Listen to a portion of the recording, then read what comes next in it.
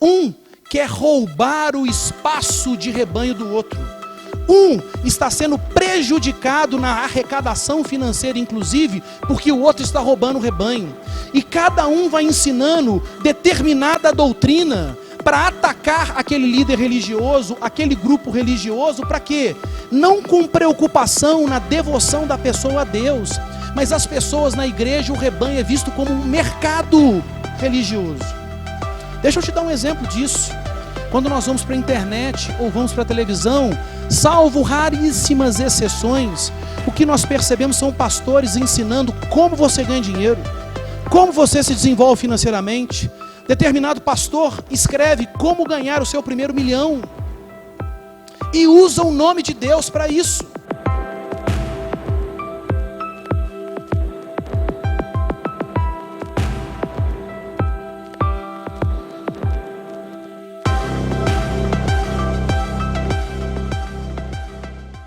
Nós já falamos de desafios espinhosos, profundamente difíceis, mas que são vencidos na força do Senhor, segundo a orientação da palavra, segundo a assistência do Espírito Santo em nossas vidas. Hoje nós vamos enfrentar mais um desses grandes desafios. Tenho certeza que em maior proporção ou menor proporção, esse desafio, se já não bateu algumas vezes, vai bater na porta da sua casa, na porta da sua vida, talvez na sua família, e talvez você esteja enfrentando esse desafio. Se você está enfrentando esse desafio, a instrução da palavra de Deus vai ajudá-lo a reagir e a vencer esse desafio na força do Senhor.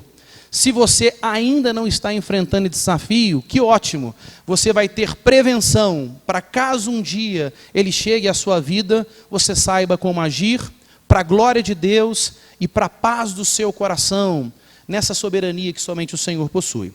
O texto dessa noite é 1 Timóteo capítulo 6.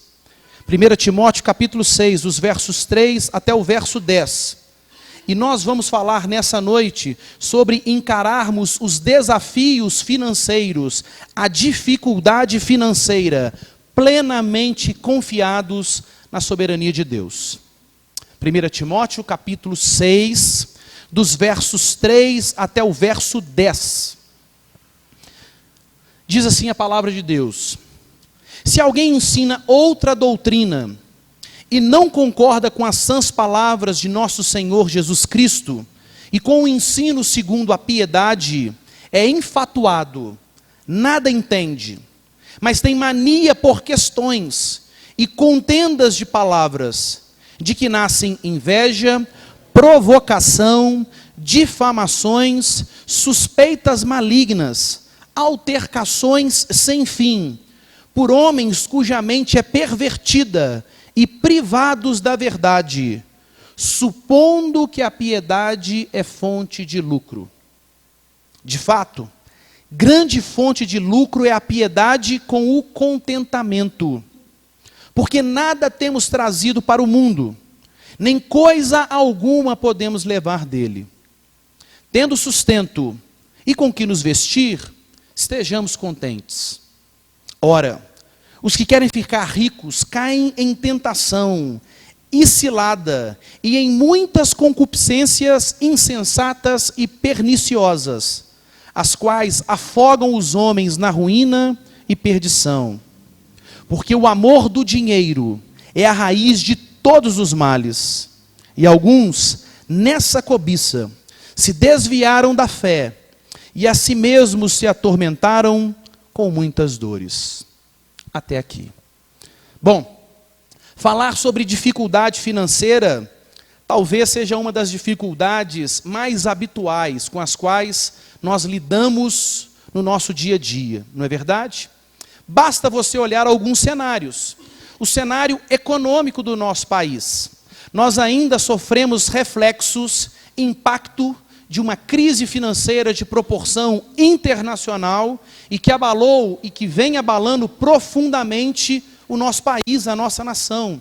Talvez nós não estejamos mais no ponto crítico da crise, mas os reflexos dessa crise, as reverberações dessa crise ainda continuam agindo na nossa economia em proporção maior em alguns setores, num aspecto menor em outros, mas é verdade que nós não gozamos de paz e de estabilidade financeira nos nossos dias. Ou seja, o nosso país, a classe empresarial do nosso país, instituições do nosso país, profissionais do nosso país, sofrem os reflexos dessa crise. Portanto, muitas pessoas na nossa nação estão enfrentando dificuldades financeiras em razão desse cenário. Mas não apenas isso, ou talvez como um desses desdobramentos.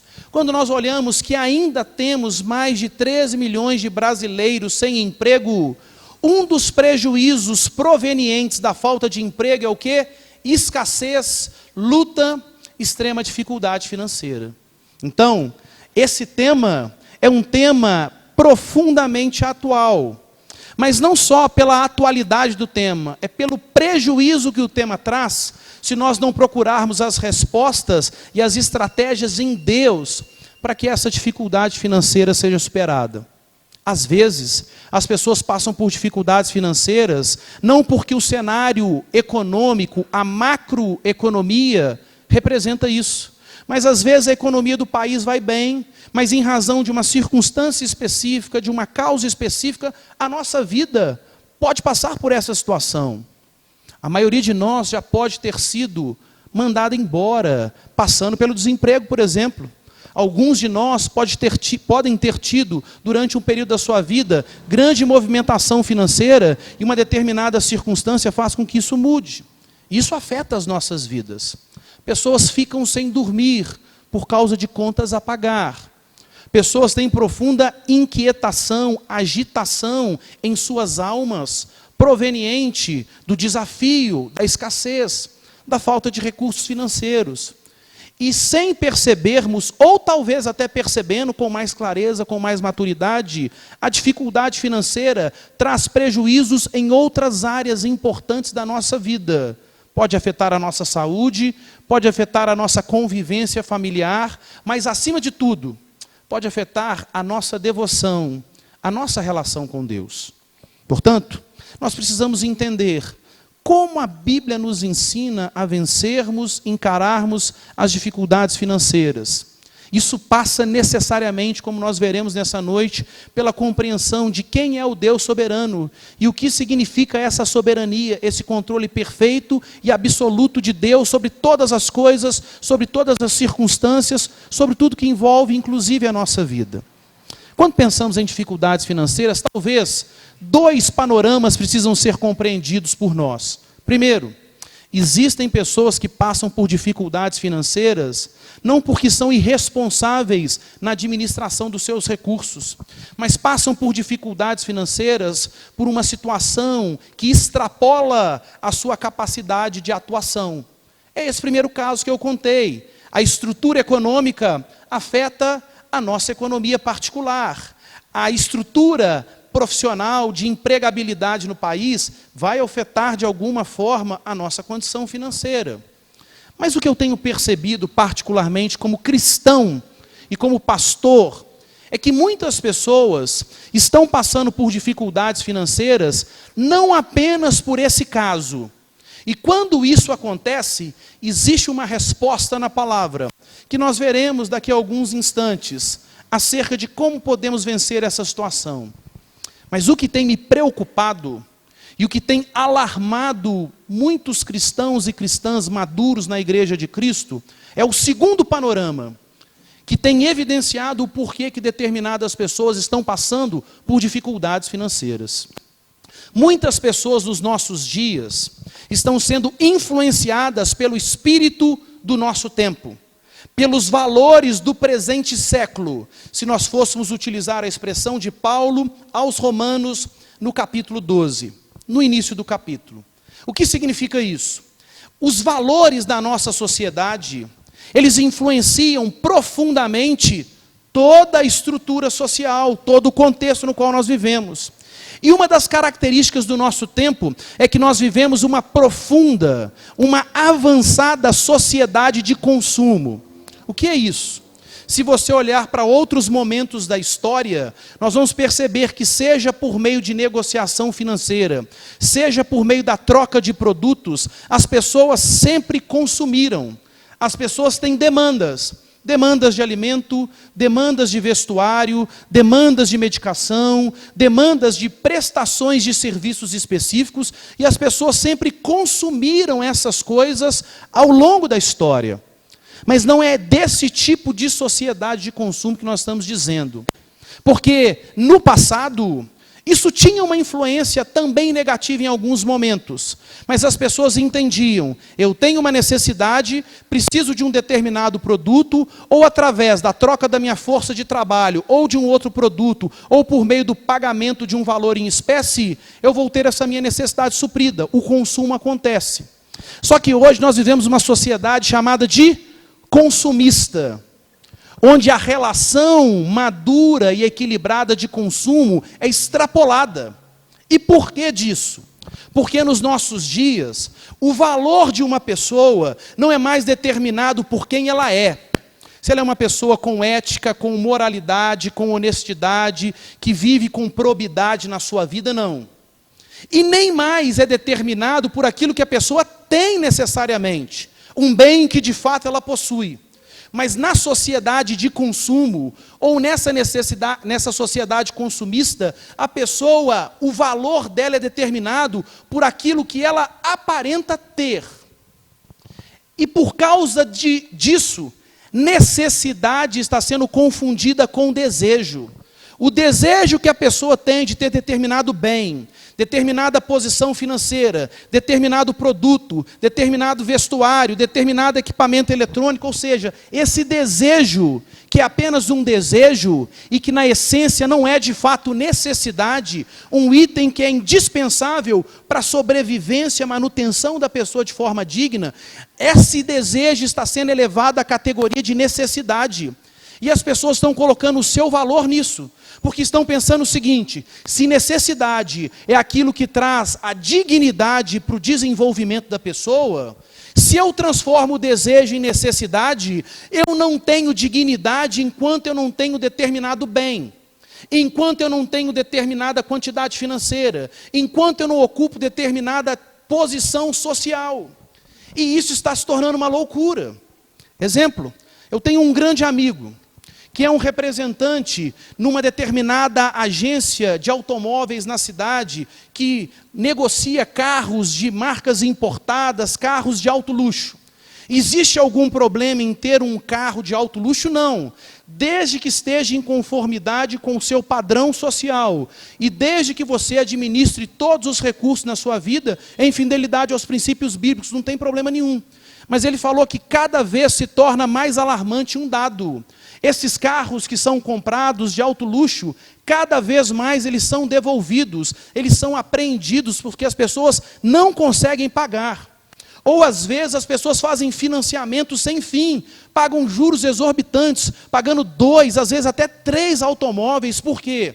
Porque na sociedade de consumo, o valor que eu tenho é aquilo que eu aparento ter. Então, eu não valho quem eu sou, eu valho aquilo que eu aparento ter. Então, eu preciso ter o carro de determinada marca. Eu compro uma roupa de uma determinada grife, pago em 450 prestações. A roupa acaba, você ainda está pagando a prestação. Por quê? Porque se você não tiver a roupa daquela marca específica, se você não tem a bolsa daquela marca específica, se você não tem um relógio daquela marca específica, você não tem valor. Nós sabemos muito bem que isso cada vez acontece mais e mais. E por causa disso, pessoas que poderiam ter uma vida digna, uma vida honesta, uma vida tranquila, uma vida com paz, dentro da sua condição financeira e social, estão se perdendo, estão se endividando cada vez mais, estão trazendo tormentas terríveis para as suas vidas. Por quê? Não porque existe uma conjuntura externa que traz um desafio financeiro, mas por causa da sua negligência, irresponsabilidade, imaturidade na administração dos seus recursos. Sabe qual que é o problema pior? O mundo, aqueles que ainda não pertencem a Jesus Cristo, fazerem isso com suas vidas, nos deixa extremamente tristes. E nos traz preocupação, porque nós queremos bem essas pessoas que ainda não servem ao Senhor. mas eles não têm uma riqueza maior em suas vidas. E eles ainda não conseguiram entender o valor que uma pessoa tem de fato na sua vida, que é pertencer a Jesus, experimentar em Cristo a grande riqueza e abundância de recursos para o seu viver. O problema é porque isso está entrando cada vez mais na igreja. E por que isso entra na igreja? Por causa do nosso coração inclinado para a maldade, que se não é dominado pela instrução da palavra, e que se não entende que o valor da nossa vida está em quem nós somos em Deus, não naquilo que eu tenho, não naquilo que eu aparento ter, mas naquela pessoa que eu me tornei a partir do momento que a graça de Deus alcançou a minha vida. Se isso não acontece, a gente começa a perceber que a igreja, que deveria ser um instrumento de Deus para trazer instrução correta e em sabedoria, para que inclusive as pessoas aprendessem a administrar seus recursos da maneira correta, a igreja, infelizmente, tem sido um instrumento em alguns momentos a serviço das trevas, para que essa perturbação chegue na vida das pessoas. E eu vou mostrar isso para você. Quero mostrar, analisando os nossos dias e observando o que a palavra de Deus traz nesse texto, mostrando que muitas vezes a dificuldade financeira dos de fora acontece porque a igreja não cumpre o seu papel profético de ensinar corretamente como nós devemos lidar com o dinheiro. E muitas vezes a dificuldade financeira dos de dentro da igreja acontece por causa da instrução antibíblica que está sendo trazida. Ambos os casos influenciados por isso. O desejo de ter está sendo levado à categoria de necessidade para que uma pessoa tenha dignidade na sua vida. Observe comigo o texto. A primeira coisa que o texto nos mostra é que dificuldade financeira e prejuízos na fé da pessoa acontecem por causa de uma instrução antibíblica acerca desse assunto chamado dinheiro. E eu sei que é difícil falarmos sobre o dinheiro. Eu sei que esse é um assunto espinhoso, mas para pensar. O segundo assunto mais falado pelo Senhor Jesus, se você varre os evangelhos, lê os evangelhos, o segundo assunto mais falado pelo Senhor Jesus é sobre o dinheiro. A sedução do dinheiro, o perigo do dinheiro, o engano que o dinheiro pode trazer para a vida de uma pessoa. E por que é o segundo assunto? Ele só fica atrás dos valores do reino de Deus. E agora nós vamos entender um pouco melhor Mateus capítulo 6, versículo 24. Se existem apenas dois deuses, dois senhores agindo no mundo, o reino de Deus tem um Senhor, o Deus Altíssimo. O reino parasita, transitório e já vencido, mas que sabe que pouco tempo lhe resta que acontece no tempo presente, o reino desse mundo tem um Senhor. Tem uma ação maligna por trás, que é justamente a atuação de Mamon, essa personificação do dinheiro, para mostrar uma ação espiritual das trevas, distorcendo o dinheiro e fazendo com que ele aprisione a vida das pessoas. Por que Jesus, em primeiro lugar, mais fala sobre o reino de Deus? Porque ele está dizendo acerca das coisas que dizem respeito a ele. E por que em segundo lugar, o Senhor Jesus fala acerca do dinheiro? Para nos alertar acerca das seduções, dos perigos, das ciladas que o Deus rival, dinheiro, pode trazer sobre as nossas vidas. E o problema é que o Deus dinheiro está trazendo idolatria sobre muitos que se dizem líderes religiosos e que se dizem ensinar no nome de Deus. E esse é o primeiro problema. A ganância financeira corrompe, inclusive, o coração de alguns líderes religiosos. Veja isso comigo do verso 3 ao verso 5. Se alguém ensina outra doutrina, se alguém ensina outra instrução, e não concorda, portanto, com as sãs palavras de nosso Senhor Jesus, e com o ensino segundo a piedade, o que Paulo está dizendo, instruindo o jovem pastor Timóteo, e deixando isso como ensino para a igreja ao longo das gerações. Se existe a sã doutrina, se existe o ensino sadio, se existe o ensino correto, que concorda com as palavras do Senhor Jesus, e que nos leva para uma vida de piedade, ou seja, de verdadeira devoção a Deus, se existe o são, é porque infelizmente existe o enfermo. Se existe o ensino correto, é porque infelizmente existe a instrução incorreta. E o texto está falando, a partir do verso 3, não de pessoas que ensinam livremente, mas de pessoas que ensinam numa posição específica. São líderes religiosos que exercem a função de ensino na igreja. São pastores, são aqueles que alimentam o rebanho com a instrução da palavra de Deus.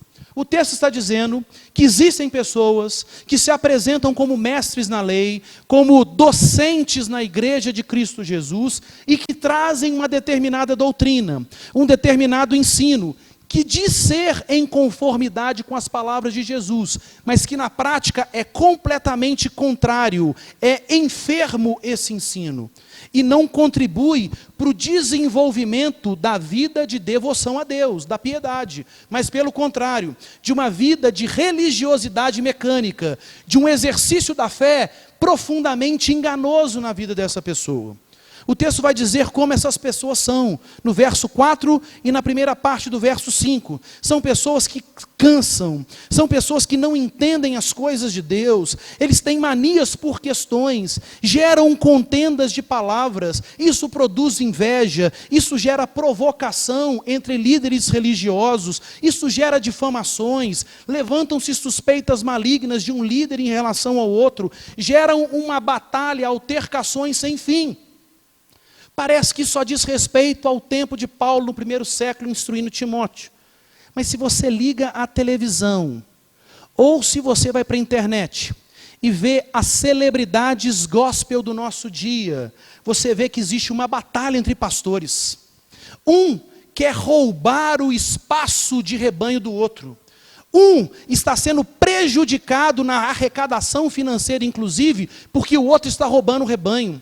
E cada um vai ensinando determinada doutrina para atacar aquele líder religioso, aquele grupo religioso, para quê?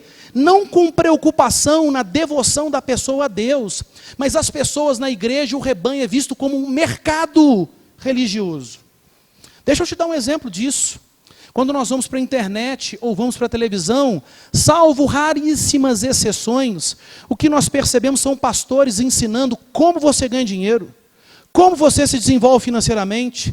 Determinado pastor escreve como ganhar o seu primeiro milhão e usa o nome de Deus para isso. Isso é algo sério.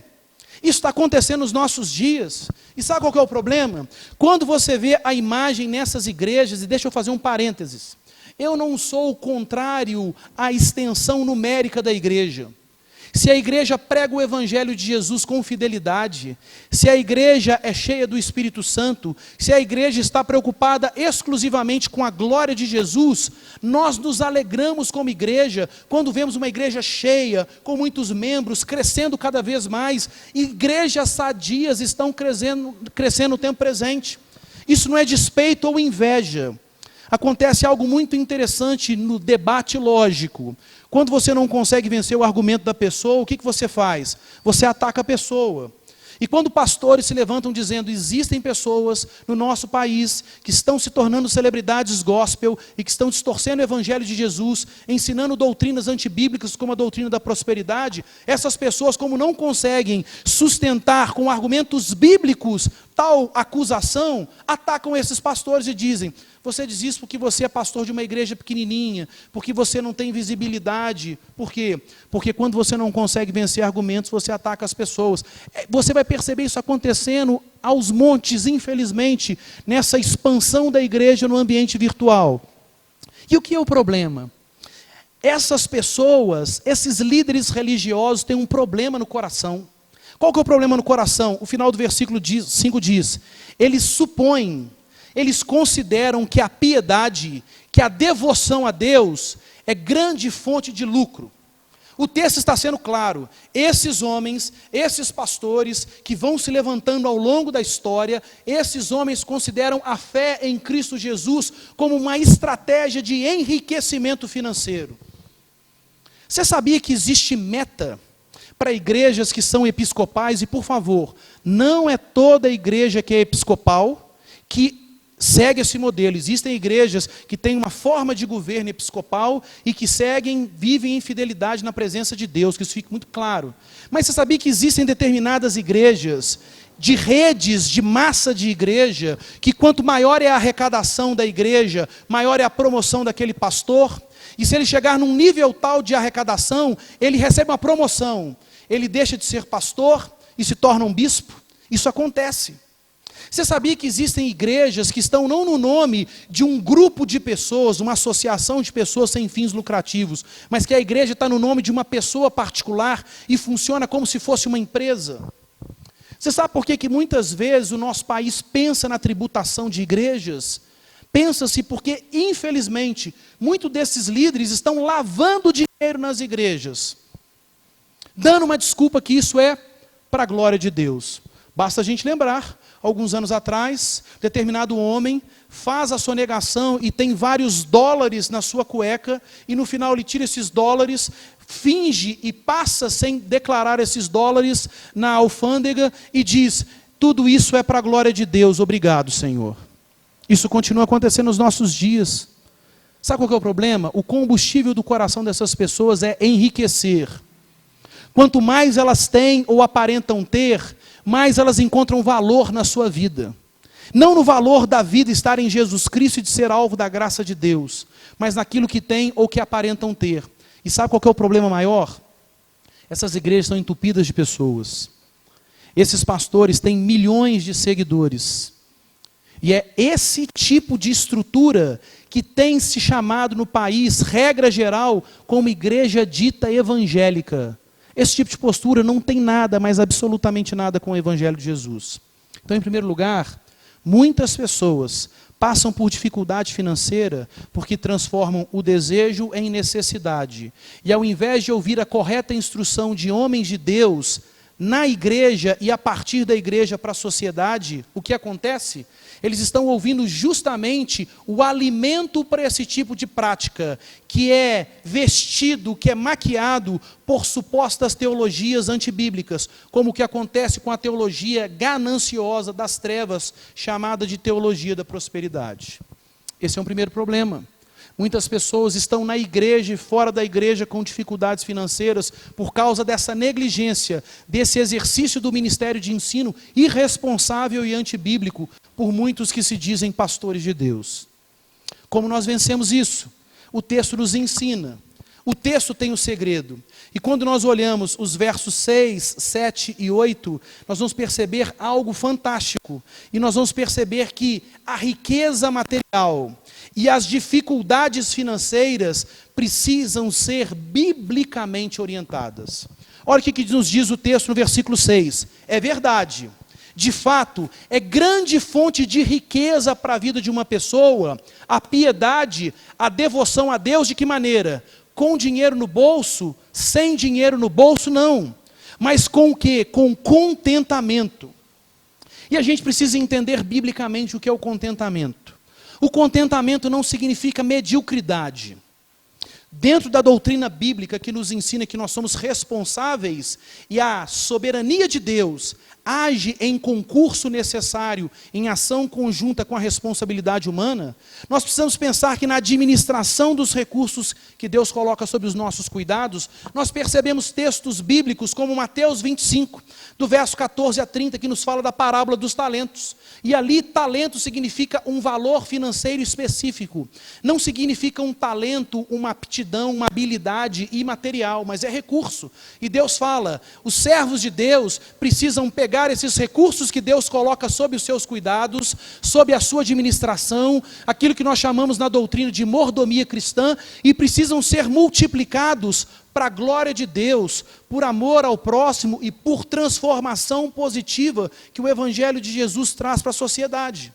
Então perceba, a Bíblia não é contra multiplicação de recursos, pelo contrário, ela incentiva a igreja. Ter uma vida de contentamento não significa que você vai viver na mediocridade, sem se desenvolver nos seus estudos, sem se desenvolver no seu trabalho, sem aproveitar todas as capacidades e oportunidades de investimento que Deus concede a você. Mas você vai fazer isso com uma motivação. E aqui é o grande diferencial. Você vai fazer isso para a glória de Deus, por amor a Deus. Você vai entender que quanto mais você se desenvolver materialmente, academicamente, profissionalmente, financeiramente, socialmente, isso não faz com que o seu valor em Deus aumente ou diminua. O seu valor em Deus está na graça de Jesus ter alcançado a sua vida. Mas você vai multiplicar esses recursos como resposta ao amor de Deus, para servir mais a Deus e para servir mais as pessoas. O que significa o contentamento? Significa entender tudo que está debaixo da responsabilidade humana, para que eu me desenvolva, não só financeiramente, mas também financeiramente eu vou fazer. Mas eu vou fazer isso com a motivação certa, para a glória de Deus. E quando eu me esforçar, e ainda assim isso não acontecer, uma vez que eu sei que todas as coisas cooperam para o bem daqueles que amam a Deus, daqueles que têm uma vocação, que são chamados em Cristo Jesus segundo um propósito, se não houver enriquecimento na minha vida, isso não abate o meu coração. E se Deus permitir que eu passe por dificuldades financeiras, eu vou entender em Deus qual é o propósito dele para a minha vida.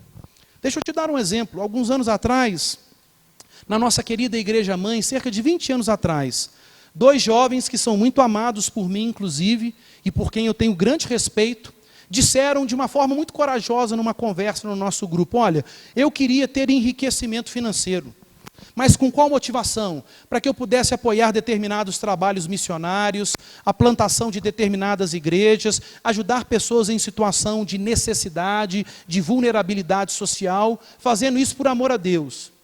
Sabe o que aconteceu? Esses 2 jovens prosperaram e muito financeiramente. Um deles está voltando agora para Jesus. Deus seja louvado por isso. E o outro jovem está terrivelmente perdido. Sabe por que muitas vezes Deus não permite que algumas pessoas prosperem financeiramente? Porque o dinheiro é algo extremamente sério. O dinheiro tem um poder poderosíssimo de atuação, de influência sobre as nossas vidas. O dinheiro seduz. O dinheiro te faz ser respeitado pelas pessoas. O dinheiro te faz ser bajulado. O dinheiro abre algumas portas que talvez sem dinheiro essas portas não seriam abertas. O dinheiro faz com que você se sinta confiante. O dinheiro faz com que você coloque a sua esperança e a sua expectativa no valor da sua conta bancária. Por que todo brasileiro agora começa a sonhar, ou muitos brasileiros, em juntar o seu primeiro milhão? Não para terem boa mordomia cristã, mas para terem tranquilidade e a segurança das suas vidas no valor da sua conta bancária. E trocam o valor e a segurança da vida em Deus pela transitoriedade da riqueza, e daqui a pouco nós vamos falar sobre isso. Ter uma vida de contentamento nos faz entender o valor da minha vida, o sentido da minha vida e a segurança da minha vida está muito acima da conjuntura financeira que me cerca. Paulo vai dizer isso. Num dos textos bíblicos mais equivocadamente ensinados, porque ensinado fora do seu contexto, você vê, por exemplo, Filipenses capítulo 4, verso 3, dizendo: tudo posso naquele que me fortalece. Só que as pessoas normalmente leem esse texto fora do seu contexto. E qual é o contexto? Vai lá no versículo 8. Paulo vai dizer, resumindo: eu aprendi a ter a minha alegria em Deus, independente da situação. Eu aprendi a ser alegre em Deus com abundância de recursos financeiros ou na escassez. E aí ele vai dizer: tudo posso naquele que me fortalece. Contentamento significa, a despeito da condição financeira, eu tenho paz, segurança e sentido para a minha vida em Deus. Com muito recurso financeiro, eu tenho alegria em Deus. Enfrentando dificuldades financeiras, eu tenho a mesma alegria em Deus, ainda que eu passe por maiores dificuldades e por maiores conflitos. Por quê? Porque eu creio num Deus soberano, que administra o cosmos, que administra a humanidade, que administra a eternidade e que administra a minha vida, suprindo cada uma das minhas necessidades e contribuindo em todos os momentos para a minha vida, inclusive quando Ele me permite passar por dificuldade financeira. Viver no contentamento significa aprender a ter amor por Deus, independente daquilo que Ele pode nos dar. Deus não é um gênio da lâmpada mágica, onde a gente esfrega a lâmpada e Ele está lá para realizar os nossos desejos gananciosos, egoístas, materialistas, consumistas. Deus não é o dono de um banco que a gente vai até Ele como se fosse um gerente que nos dá dinheiro sem fim. Quando Ele nos dá, Ele é um péssimo gerente e não está se importando conosco. Deus muitas vezes nos poupa. E são raríssimas as pessoas que podem ter recursos financeiros. Ontem, na postagem na nossa rede social, nosso querido irmão Pablo, que é responsável por isso, postou uma foto de um irmão em Cristo recentemente falecido, Billy Graham. A história do século XX nos diz que somente 2 atividades encheram o Maracanã, colocando mais de 200 mil pessoas. 200 mil pessoas. Primeira final da Copa do Mundo de 1950. Terrivelmente nós perdemos para o Uruguai. Mas um homem também encheu o Maracanã. Botou mais de 200 mil pessoas para falar sobre o Evangelho de Jesus. Esse homem foi Billy Graham. Billy Graham disse algo muito interessante. Não existe nenhum problema de um cristão possuir riquezas. Não tem. O problema é que o dinheiro age de forma tão perniciosa e tão poderosa sobre a vida da pessoa, que se ela não estiver profundamente alicerçada em Deus, sabe o que acontece? O dinheiro começa a possuir a pessoa. O dinheiro começa a escravizar a pessoa. O dinheiro se torna o Deus da pessoa. O dinheiro começa a matar a pessoa sem ela perceber. O texto nos mostra, portanto, grande fonte de lucro é a devoção a Deus com contentamento. E aí é a explicação mais ouvida, talvez, na nossa vida, quando a gente pensa em recursos financeiros, mas a gente cada vez se lembra menos dela. O ensino do versículo 7. Porque nada temos trazido para esse mundo, nem coisa alguma nós podemos levar. As grandes fortunas do mundo, quando essas pessoas falecem, elas não projetam para a eternidade, elas não levam 1 centavo sequer dos seus bilhões, do seu patrimônio financeiro, algumas vezes quase que incalculável. Eu não vou levar para a eternidade nada do que eu construa financeiramente nessa vida. E tem pessoas que levantam e que dormem, que gastam a sua saúde, que fazem tudo na sua vida simplesmente para enriquecer, sabendo que eles estão buscando algo na sua vida que não vai ter nenhuma repercussão e que não pode trazer nenhuma segurança para eles para a eternidade. É tão interessante que a gente não tem tempo. Mas se você olha do versículo 11 até o versículo 16, Paulo vai dizer para Timóteo, seja um pastor de forma diferente. E ele mostra como ser. E quando chega no versículo 7, ele vai dizer, olha, não existe problema em ser rico. O problema é quando essa riqueza domina a sua vida, é a sua fonte de alegria, é o seu senso de existência. Ele diz, exorta os ricos do presente século, que não sejam orgulhosos, nem depositem a sua esperança na instabilidade das riquezas. Todos nós conhecemos pessoas assim, que talvez num passado recente, e eu conheço uma pessoa assim, uma pessoa muitíssimo rica, com muitos recursos, patrimônios. De uns tempos para cá, por causa de mudanças provenientes de crise financeira, de mudanças provenientes de alterações no mercado no qual ela atuava, essa pessoa que tinha muito recurso financeiro, por causa da riqueza ser instável, ser volátil, o que acontece? Essa pessoa hoje passa por grandes dificuldades financeiras, e eu particularmente nunca imaginei que veria essa pessoa nessa situação. Pessoal, os ricos do presente século não podem cair na loucura de colocar a sua esperança e depositá-la na instabilidade das riquezas. E como nós temos vivenciado isso nos últimos dias, acontece uma crise num país asiático, do qual nós muitas vezes mal sabemos a posição geográfica às vezes. Acontece uma crise lá, isso repercute mundialmente, isso repercute no seu trabalho, isso pode causar uma demissão, isso pode fazer com que você perca um dinheiro que estava investido em determinada ação. A instabilidade das riquezas não pode trazer esperança, segurança e valor para nós. O que nós temos que fazer? Aprender a viver com a dignidade do reino de Deus, tendo o sustento e com que nos vestir, ou seja, para não ter a nossa vida exposta de forma vergonhosa, estejamos contentes. Portanto, quer vencer a dificuldade financeira? Creia na ação do Deus soberano. Creia que Deus está cuidando da sua vida. Alimente-se da palavra, alimente-se da vida de oração, alimente-se da comunhão com os irmãos, receba o apoio e a ajuda proveniente da comunhão dos santos, da vida em comunidade cristã, e entenda que se Deus permite você passar por aquilo, Ele tem um propósito. Deus é o dono do ouro e da prata, de acordo com Ageu capítulo 2, verso 9. Minha é a terra e tudo que nela se contém, de acordo com Salmo 50, versículo 12. Se Deus ainda não interviu trazendo a provisão financeira, é porque Ele pode estar trabalhando questões muito mais importantes no seu coração, que se não fosse assim, não seria trabalhado. Portanto, nós vamos descobrir, ou redescobrir, se já experimentamos isso no passado, o que significa uma vida de contentamento, que nos afasta da mediocridade, mas que nos faz entender que a alegria e o valor da nossa vida está em estarmos em Deus e em recebermos a provisão dEle, ainda que seja por questões pequenas na nossa vida em determinados momentos.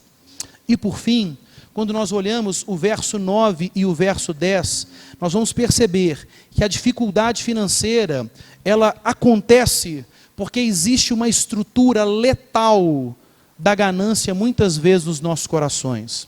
Olha o que o texto diz no verso 9. Mais uma vez, o problema não é ser rico.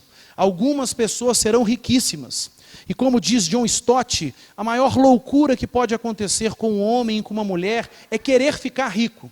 Porque quanto mais rico ele for, mais assediado e mais pressões de mamon ele vai sofrer sobre sua vida. Quanto mais rico ele for, mais responsável ele vai ser diante de Deus na maneira como ele administra os seus recursos. Portanto, não existe problema em ser rico. O problema é querer ser rico. O problema é viver para ser rico. E não entender a riqueza como uma determinação de Deus, mas como algo que você quer a qualquer custo, inclusive negociando muitas vezes os princípios bíblicos de adoração a Deus para chegar nesse objetivo da riqueza. O texto diz, ora, os que querem ficar ricos, olha a descrição, caem em cilada. E aqui existe uma estrutura muito importante. O texto diz, caem em cilada, em tentação, e em cilada, e em muitas concupiscências insensatas e perniciosas. O texto está dizendo o seguinte, querer ficar rico é uma das mais letais, mais terríveis armadilhas que cercam a vida da pessoa. É como se querer ficar rico fosse como o gás de cozinha na nossa casa. Não sei se você já sabe, se você sabe disso. Eu não sabia. Eu não sabia que o gás de cozinha, por exemplo, tem aquele cheiro. Aquele cheiro é colocado. Na verdade, não precisa de ter aquele cheiro, mas aquele cheiro é colocado para ser um alerta para nós. Porque se a pessoa fica respirando aquele gás, se existe um vazamento e como ele não tem cheiro, a pessoa respira e ela morre asfixiada por causa daquele gás.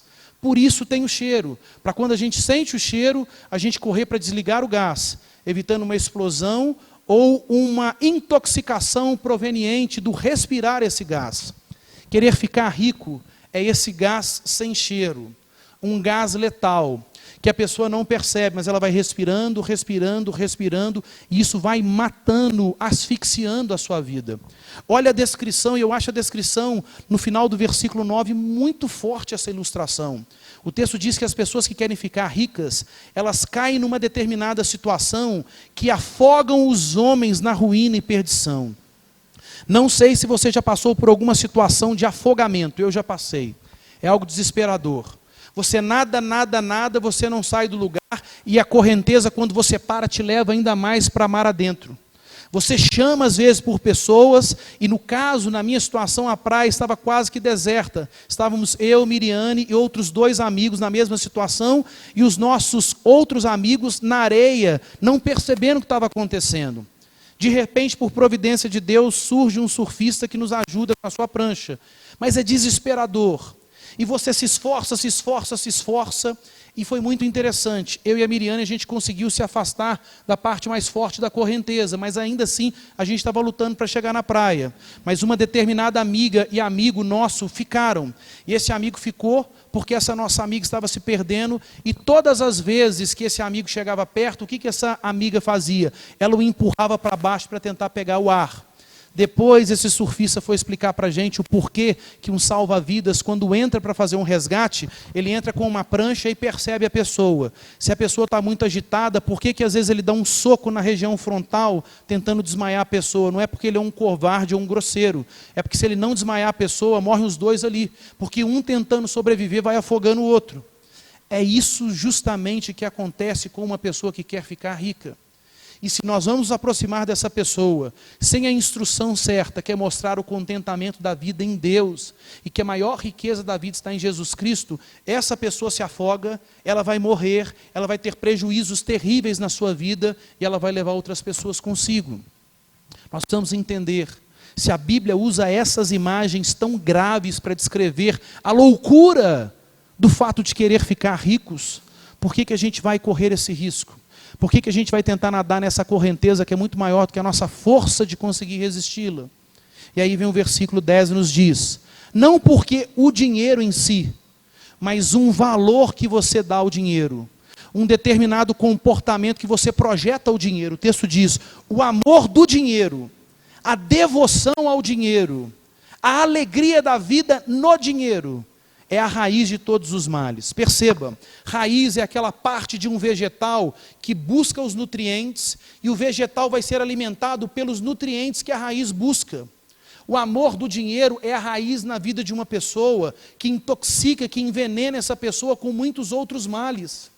É muito interessante a gente pensar por que as pessoas fazem consumo, venda de drogas. Por quê? Em última instância, amor do dinheiro. Por que existe rede de prostituição, inclusive prostituição infantil, algo que parece absurdo? No final das contas, amor do dinheiro. Por que as pessoas tomam o bem de uma outra pessoa, mediante ameaça ou imposição de violência? Amor ao dinheiro. Quando você começa a perceber todos os males que existem, eles têm uma causa comum, eles têm uma estrutura que os alimenta. Essa estrutura é justamente o quê? O amor do dinheiro. Por que uma pessoa trai um outro companheiro de trabalho lhe puxando o tapete? Amor do dinheiro, que é aquele determinado cargo, aquela determinada remuneração financeira, a projeção social que aquela remuneração financeira lhe dá. Então nós precisamos entender, o amor do dinheiro é a raiz de todos os males. E olha mais uma vez a descrição bíblica. E alguns, nessa cobiça, nessa ganância, nesse desejo louco, destruidor, de enriquecimento a qualquer custo, caem nessa cobiça. E o que acontece? O pior prejuízo que pode ter na vida de uma pessoa: se desvia da fé, abandona o Senhor Jesus, troca a riqueza imensurável, pertencer a Jesus Cristo, por uma riqueza muito menor, transitória e insegura, ter capital financeiro. Se desviam da fé e se atormentam com muitas dores. Pessoal, as dores não são apenas físicas, às vezes são. Existem pessoas que contraem doenças físicas provenientes de tanta perturbação no soma, de tanta perturbação na psique, de tanta perturbação na alma proveniente das loucuras e escravidão que o dinheiro produz. Mas a pior de todas é a dor na alma. Tem gente que não dorme por causa de dinheiro. Tem gente que tem síndrome de pânico por causa do dinheiro. Tem gente que dá cabo da sua vida porque não consegue determinada estrutura financeira. Tem gente que arranja inimigos para uma vida inteira por causa desse enriquecimento a qualquer custo. Portanto, como que a gente supera a dificuldade financeira? E mais até do que a dificuldade financeira, como é que a gente dá uma orientação bíblica para o nosso trato, no nosso viver com os recursos financeiros? Se você passa por dificuldade financeira, não pela sua negligência na administração dos seus recursos, mas realmente por uma conjuntura que é extremamente desfavorável, existe uma escapatória para mim e uma escapatória para você. Quando nós olhamos Filipenses capítulo 4, verso 19, o Deus diz o seguinte: e o meu Deus, segundo a sua riqueza em glória, há de suprir em Cristo Jesus cada uma das suas necessidades. As suas reais necessidades. Quando você busca a Deus, quando você apresenta essas necessidades a Deus, evidenciando: Senhor, eu apresento a necessidade em oração, não porque você não a conheça. O Senhor conhece toda ela, o Senhor é onisciente, mas eu apresento em oração para evidenciar minha confiança em Ti, minha dependência do Senhor, e a minha crença de que o Senhor tem poder para fazer e para suprir. As necessidades, todas elas vão ser supridas. Não vai faltar o alimento, não vai faltar a veste, não vai faltar a moradia, tudo aquilo que é básico para o desenvolvimento em dignidade na vida daquela pessoa. Agora, o texto não fala, cada um dos seus desejos, cada uma das suas cobiças, cada uma das suas vaidades serão supridas. Não. É tão interessante que Deus não apenas supre todas as nossas necessidades, mas em alguns momentos na caminhada cristã, Ele realiza até alguns desejos.